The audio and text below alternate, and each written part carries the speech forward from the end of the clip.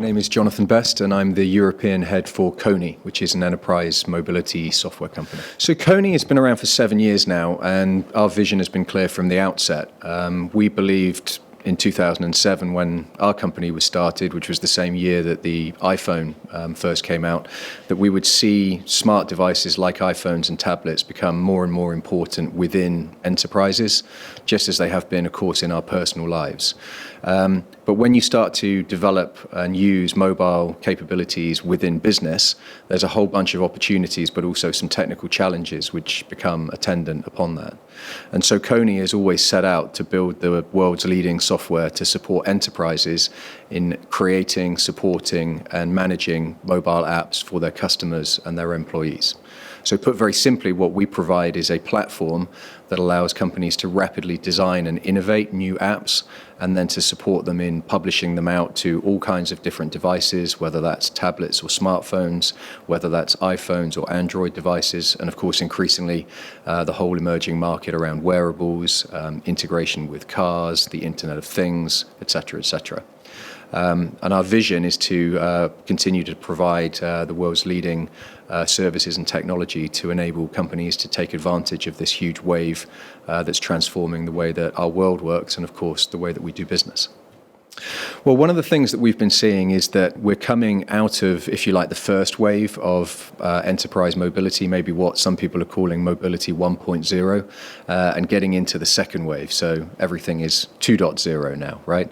In enterprise mobility, what we're seeing is the shift from people who 2 or 3, 5 years ago were starting to maybe invest in having an app. And just like everything, most people's first investments were to try and do something that would positively impact their customer experience. So a lot of what we call business to consumer apps got built. The challenge comes as we move into this second wave that we're seeing now. People are becoming much more focused on building multiple apps. Both because a single consumer app is very often not what people want. People want to have different apps that support different things that they're trying to do with their customer interaction and services that they may provide. But the really big increase has been the use of apps internally. Enterprises are realizing that there are lots of ways that you can take existing business processes and transform them using the power of smart devices, as well as doing things that people never could do in the past, both to take processes that probably are still paper-based and turn them into things that people can do using apps, because you have a low-cost computing device that is pretty penetrative around everybody in your organization, but also taking some of the processes that have probably been built in the traditional ERP systems or other legacy systems that people have, and taking aspects of working with them onto smart devices. So we're seeing a huge explosion in the number of apps that companies want to build. And there's a step change then in the complexity, working with supporting and building one app, moving through to supporting multiple apps, and of course doing that across multiple operating systems and device types. And put simply, what Kony does is provides a platform that does two things. Firstly, enable you to integrate your existing enterprise systems, turn the services that those systems provide into things that can easily be consumed and built into apps on mobile devices. And secondly, a suite of tools that allows people to innovate their ideas and rapidly design new apps. So we're trying to accelerate the whole process of creating apps for enterprises, whilst at the same time massively reducing the cost and complexity of building and supporting them.